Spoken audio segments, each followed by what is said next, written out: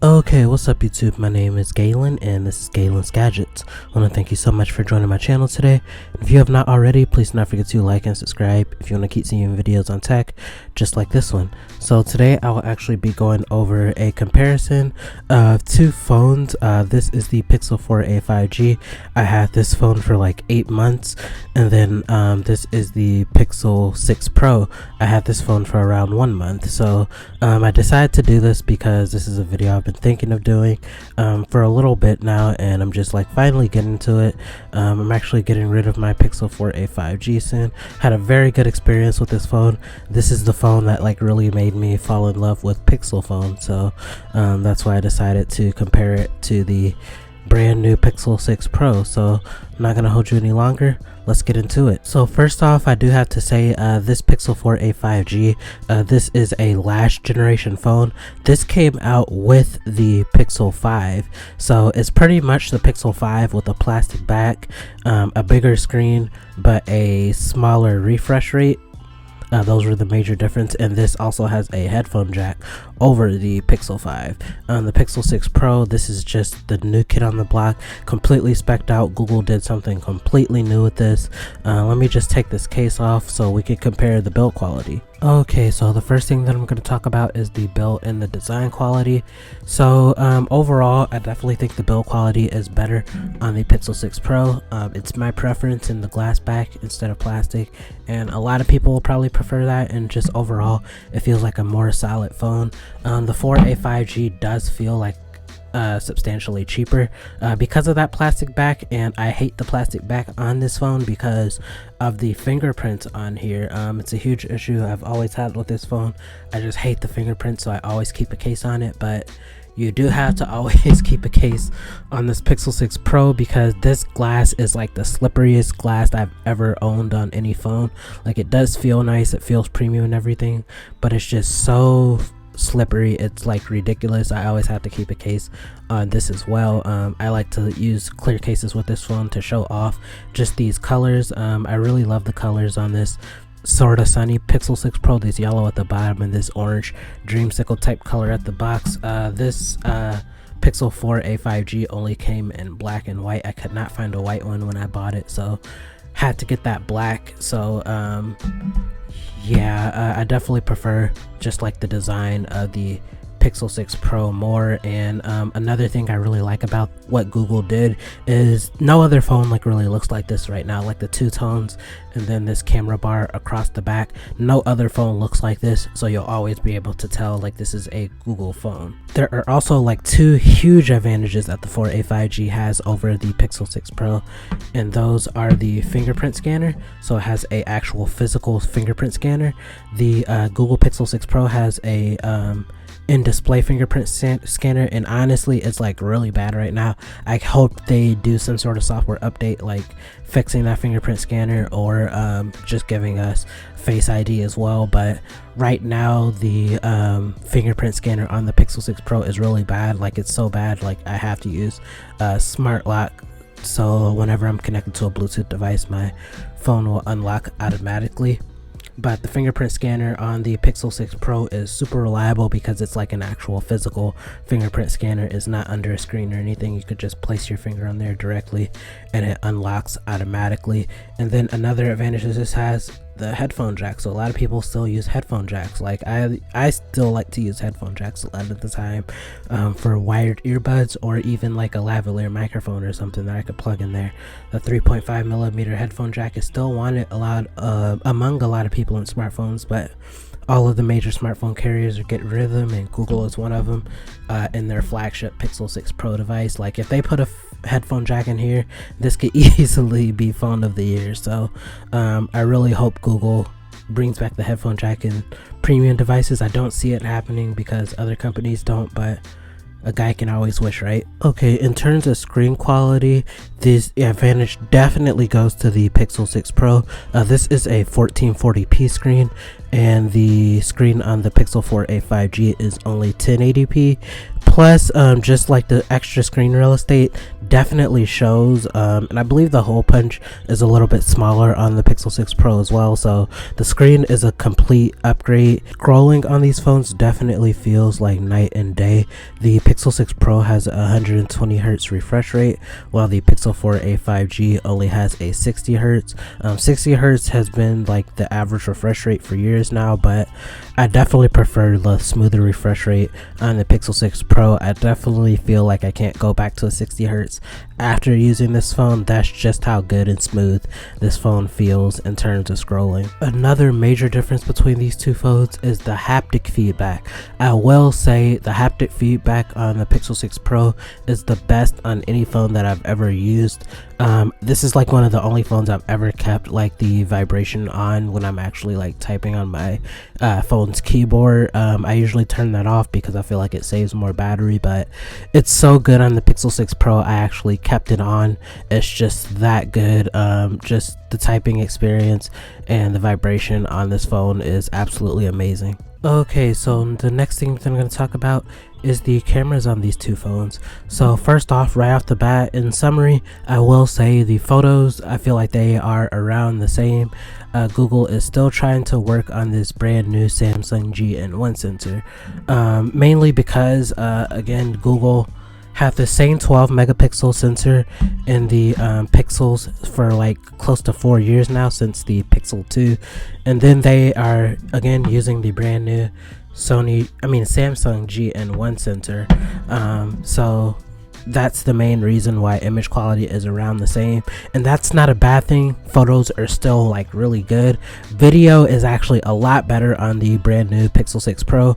I think it's because of the size of that GN1 sensor, and just the higher megapixel count has always like worked better for Androids in terms of video. Maybe not photo, but in terms of video, that higher megapixel count definitely works better for video quality. The video quality on the Pixel 4a 5G is a lot noisier, and it's very noticeable. Stabilization has also improved on the Pixel 6 Pro. I really love all the stabilization modes, such as the cinematic pan. That's one of my favorite modes to use. Another thing that is new on the Pixel 6 Pro is these new motion modes. So there is an action pan mode, so that's gonna blur out the background when you take a photo of a moving object, and then you have a long exposure mode, which will make like a cool kind of like blur effect for the moving object. So those are new things that are not implemented in the Pixel 4a 5G. Night mode is like still really good on both of these phones though, but I will say again, the image quality is around the photo quality anyway is around the exact same. That's something that Google can definitely work on with software updates, because this is like their first time using like a Samsung sensor. So another huge improvement in my opinion is this thing right here. This is the telephoto lens. So this is a 4x telephoto lens, but you can get a digital zoom up to 20 times, which has been an absolute game changer for me. I feel like I've missed a lot of really like good photos and videos because of the 7x limitation on the Pixel 4a 5G. This only has a 7x digital zoom, and it still didn't look that good. But with the telephoto lens, a completely separate like telephoto lens for the Pixel 6 Pro, it's definitely like my favorite lens on the phone. Takes very good images, and I'm just going to show you an example now. Okay, so now I'm just showing you a example of the telephoto lens. Two shots. So this shot is used with the 0.7x wide angle camera, and this is how far it can actually zoom. You can't see like I'm not really focusing on anything, but I'm in the exact same spot, and when I move all the way up to 20x, I was able to get these two bottles, which are like around right here in the original photo. But when I zoomed in with the telephoto lens, I was able to get this far, and as you can see, the image quality is still really good, and it's crisp enough so that you could actually read the words off of these two bottles from this far away. So yeah, the image quality of the telephoto lens on the Google Pixel 6 Pro is like otherworldly. It's just like really that good. Okay, so the next thing they're going to talk about is the performance of the two phones that I'm using right now. So to the right, the Google Pixel 6 Pro definitely is the better performer. The Pixel 4a 5G has a Snapdragon 765G, I believe, and the Google has the brand new Google Tensor processor, which is their first ever like custom processor. They basically took a Samsung Exynos processor and made it their own, adding their own features such as security and a lot of new voice dictation features to that processor. And let me tell you, the Tensor like absolutely flies. I'm just gonna like open up a few apps. I know these aren't like the most accurate way to determine the speed of a device, but just based on my usage, the performance edge definitely goes to the Tensor. So you could see that opened up faster on the Tensor. Let me open up the camera, and that was around the same. It's not like a night and day difference like you'll see in other comparisons, but you can see the Tensor does like open things up a little faster. But in terms of like heavy tasks like such as video editing and gaming, that is definitely where you'll see like the big performance boost.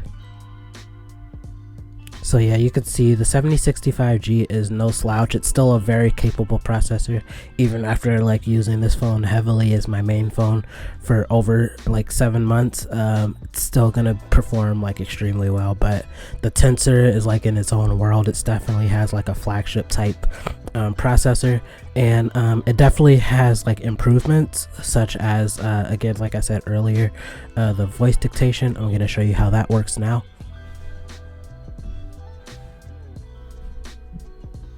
Okay, so one of the major new features of the brand new Tensor processor was voice dictation. As you can see, it's picking up all of my words basically in real time on the 6 Pro.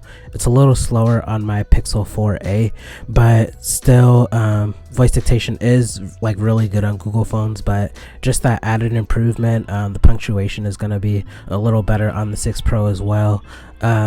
I just really appreciate what Google did with that. I actually have a lot of friends that don't even text anymore. They talk into their phone to send text on their 6 Pro, so I thought that was really nice. So battery life on these phones has been very similar to me. I get around 6 to 8 hours of screen on time on both of these phones, which will easily last me the whole day based on what I do with my phone throughout the day. I will say battery life on the Pixel 6 Pro definitely kills everything when it's just on Wi-Fi, but I believe there's some sort of modem issue because I do have issues when I go out on LTE and 5G. The Pixel 6 Pro definitely takes a big hit. Battery life is significantly worse on the Pixel 6 Pro when you're out like on LTE or 5G, so that's something that you can consider when you're looking at the battery life on these two phones. Charging is another issue with the Pixel 6 Pro. It's not really an issue, it just takes forever. So this takes around 2 hours to charge completely. I'd say the Pixel 4a 5G usually lasts like an hour and a half to, and yeah, I'd say around an hour and 15 minutes to an hour and a half for me anyway, mainly because this has a smaller battery. This is a 3800 milliamp battery compared to a 5000 milliamp battery. So yeah, charging is definitely gonna be better on the Pixel 4a 5G. Okay guys, so I'm gonna wrap this video up now. I'm just gonna wrap this up by answering two questions. So if you have, first off, the first question is, if you have the 4a 5G, should you upgrade to the Pixel 6 Pro? And my answer is yes, if you want to feel an upgrade. So if you're just like tired of this 4a 5G, you just want to feel like you just want a better phone in general, then I would definitely upgrade to the 6 Pro. This is a better performing phone. The screen quality is literally like a night and day difference. The build quality is substantially better. The camera quality, right now for photos, it's about the same, but I definitely think this will surpass the camera quality of the Pixel 4a 5G with software updates. The video quality is tons better. You get wireless charging and reverse wireless charging on the back of this Pixel 6 Pro. So if you have the 4a 5G, I would definitely upgrade to the Pixel 6 Pro. If you're just like wanting to feel a substantial upgrade, this is definitely the phone to upgrade to. And the second question that I will answer right now, as of today, if you have the choice to like buy these two phones, which would you buy? As of today, Friday, November 26th, 2021, I would definitely pick up the 4A 5G right now, because right now these phones are being resold for like $300. You could even get a brand new one for like around $300. These phones came out at $450, so for $300, this could definitely be the best phone out there at that $300 price mark. Right now the Pixel 6 Pro is $899, which is like by far like the cheapest flagship. It's way cheaper than the Apple and Samsung devices out right now, but again, just because of like how low you can get the 4A 5G at, I would, if you're just really wanting a Pixel device, I would pick up the 4A 5G like over the 6 Pro, especially because right now the Pixel 6 Pro is really hard to get, and there are a lot of like resellers and scammers like trying to get over by charging over $1,000 for these phones, even though they're retail at $899. So